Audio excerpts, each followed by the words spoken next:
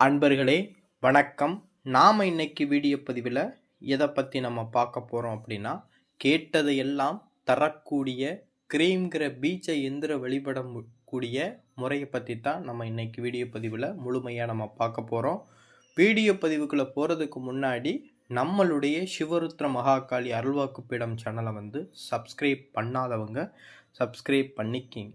அதாவது இந்த கிரீம் அப்படிங்கிற பீஜத்தை ஏன் கேட்டதையெல்லாம் தரக்கூடிய பீஜம் அப்படின்னு சொல்கிறோம் அப்படின்னா, இந்த எந்திரத்தையும் இந்த மந்திரத்தையும் இந்த பீஜத்தையும் சொல்லி வழிபடுறவங்களுக்கு சரிங்களா, நம்ம நினைக்கிற வாழ்க்கையில் நினைக்கக்கூடிய எல்லா விஷயமுமே நடக்கக்கூடிய ஒரு பீஜம் அப்படின்னா அது கிரீம்ங்கிற பீஜம் தான். சரிங்களா, அதனால் இந்த பீஜத்துக்கு ஒரு பெரிய மகத்துவமே இருக்குது. சரிங்களா, நம்மளுடைய ஆதி காலங்களில் மாந்திரீக பயிற்சியில் இருக்கும்போதும் சரிங்களா, ஆன்மீக தேடலில் இருக்கும்போதும் நம்ம ஆரம்ப காலகட்டத்தில் பலவிதமான பிரச்சனைகளையும் இன்னல்களையும் தொடர்ந்து அனுபவித்து வந்துக்கிட்டு இருந்தோம். சரிங்களா, இனிமே வாழ்க்கையில் வாழ முடியாதுடா அப்படிங்கிற ஒரு சூழ்நிலைக்கு நான் வரும்போது என் குரு முன்னாடி நான் கண் கலங்கி நிற்கும்போது என்னுடைய சூழ்நிலையை உணர்ந்த குரு இந்த எந்திரத்தை எனக்கு கொடுத்து இதை பூஜை பண்ணக்கூடிய முறையையும் சொல்லி இதனுடைய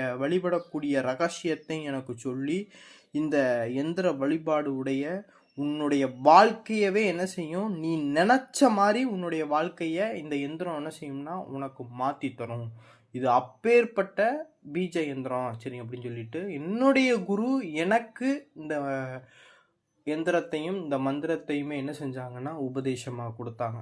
அன்றைக்கு இந்த எந்திரத்து மேலே நான் நம்பிக்கை வச்சு இந்த எந்திரத்தை நான் வழிபட ஆரம்பித்தேன். இன்ன வரைக்கும் அந்த எந்திரத்தை வழிபட்ட என்னுடைய தெய்வத்தை அனுக்கிரகத்தில் அந்த எந்திரத்தை நான் வழிபடும் போது எனக்கு கேட்டதெல்லாம் கொடுக்கக்கூடிய பீஜம்னு அப்போத்தான் எனக்கு புரிய ஆரம்பிச்சிச்சு. சரிங்களா, அப்பேற்பட்ட சக்தி வாய்ந்த பீஜம்னா இந்த எந்திரம் தான். சரிங்களா, இந்த எந்திரத்து மேலே முழு நம்பிக்கை இருக்கிறவங்க இந்த எந்திரத்தை நான் சொல்கிற முறையில் நீங்கள் வச்சு நீங்கள் வீட்டில் எப்போ உங்களுக்கு நேரம் கிடைக்குதோ அப்போல்லாம் நீங்கள் இந்த எந்திரத்தை எடுத்து வச்சு இந்த மந்திரத்தை தியானத்தில் அமர்ந்து உங்கள் தெய்வத்தை நினச்சி நீங்கள் சொல்லி வந்துக்கிட்டு இருந்தீங்க அப்படின்னா உங்கள் தெய்வத்துடைய அருள்னாலையும் இந்த கிரீம்ங்கிற பீஜத்தினுடைய சக்தினாலையும் நீங்கள் வாழ்க்கையில் உங்களுடைய வாழ்க்கையை நினச்ச மாதிரி நீங்கள் என்ன செய்ய முடியும், வாழ முடியும். சரிங்களா, இதெல்லாம் நேர காலம் நல்லா இருந்தால் தான் இதை எடுத்து பிரயோகம் பண்ணக்கூடிய அனுக்கிரகங்களே வரும். சரிங்களா, அதனால் எல்லாருமே யூடியூப்பில் பார்க்கலாம்.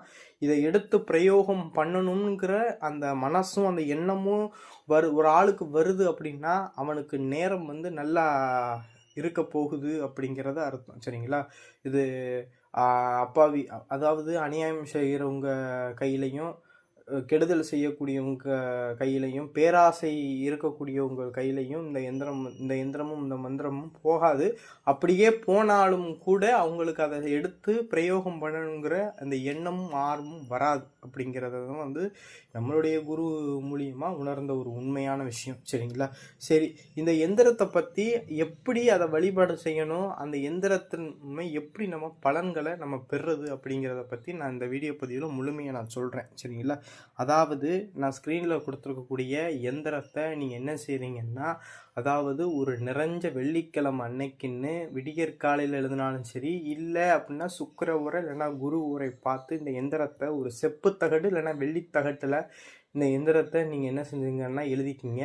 எழுதிட்டு அந்த எந்திரத்திற்கு நீங்கள் என்ன செஞ்சுருங்கன்னா மஞ்சள், குங்குமம், பால், பன்னீர், சந்தனம் இந்த மாதிரி பொருட்களை வச்சு என்ன செஞ்சுன்னா இந்த எந்திரத்துக்கு அபிஷேகம் பண்ணிடுங்க. சரிங்களா, அபிஷேகம் பண்ணி அதாவது அத்தரு, புனுகு, செவ்வாது, கோரோசனை, குங்குமப்பூ, பன்னீர் இதெல்லாம் சேர்த்து நல்லா குழப்பி என்ன செஞ்சிருங்கன்னா அந்த எந்திரத்து அபிஷேகம் செஞ்சு முடித்த பிறகு அந்த எந்திரத்தை முழுவதுமாக பூசிடுங்க, நல்லா தடவிடுங்க.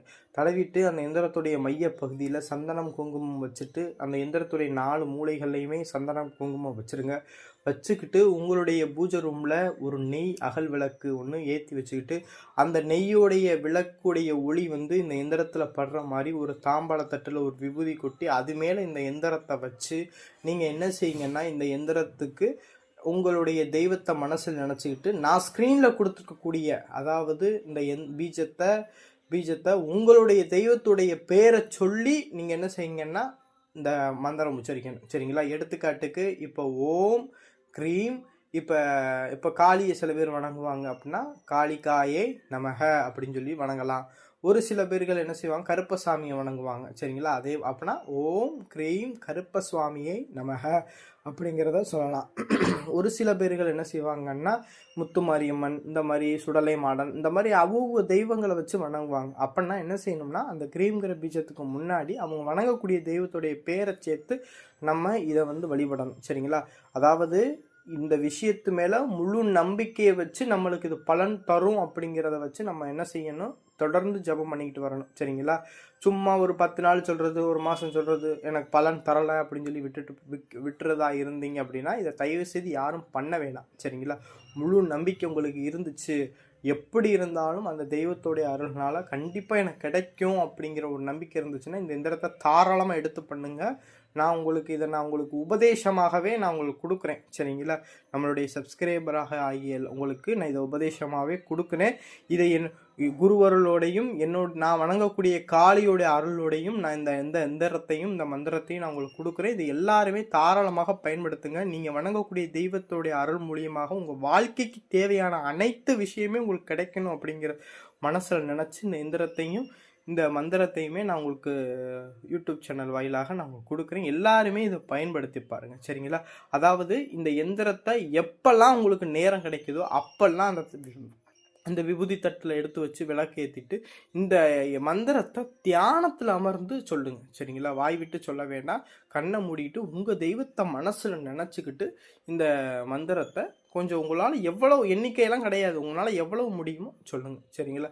இதை மட்டும் செஞ்சால் போதும். ஒரு நாள் என்ன செய்யணும்னா உங்களுக்கு வாரத்துக்கு ஒரு 2 நாள் ஃப்ரீயாக இருப்பீங்க அப்படின்னா அந்த 2 நாள் எப்போ ஃப்ரீயாக இருக்கீங்களோ அப்போ மட்டும் சொல்லுங்கள். சரிங்களா? எல்லாருமே வேலை வெட்டிக்கு போவாங்க. சரிங்களா? அதனால் ஒவ்வொருத்தவங்களுக்கும் ஒவ்வொரு சூழ்நிலை செட் ஆகும். உங்களுக்கு எப்போ டைம் இருக்கோ அப்பையில் இந்த எந்திரத்தை எடுத்து வச்சு நீங்கள் என்ன செய்யுங்கன்னா பூஜை பண்ணுங்கள். சரிங்களா? இதே போல் நீங்கள் தொடர்ந்து நீங்கள் பண்ணிக்கிட்டு வந்துட்டு இருந்தாவே போதும், வாழ்க்கையில் எல்லா விதமான நன்மைகளையுமே அடைய முடியும். ஏன்னா இந்த கிரீம்ங்கிற பீஜத்தில் வந்து அதாவது மகேஸ்வரனும் மகேஸ்வரியும் சேர்ந்து வீட்டிருப்பதாக ஐதீகம். சரிங்களா? அதனால தான் இந்த எந்திரத்தை வழிபடுறவங்களுக்கு குடும்பங்களில் வழிபடுறவங்களுக்கு குடும்பத்தில் ஒற்றுமை கிடைக்கும். சரிங்களா? ஏன்னா மகேஸ்வரன் சேர்ந்து இருக்கிறாங்க. சரிங்களா? அதனால ஒற்றுமை கிடைக்கும். இந்த மாதிரி ஏகப்பட்ட நன்மைகளை இந்த எந்திரத்து மூலியமாகவும் மந்திரத்து மூலியமாகவும் பெற முடியும். சரிங்களா? இந்த எந்திரம் யாருக்கேனும் வேணும் அப்படின்னா நம்மளை தொடர்பு கொண்டு இந்த எந்திரத்தை வாங்கிக்கிறலாம். சரிங்களா? நன்றி, வணக்கம்.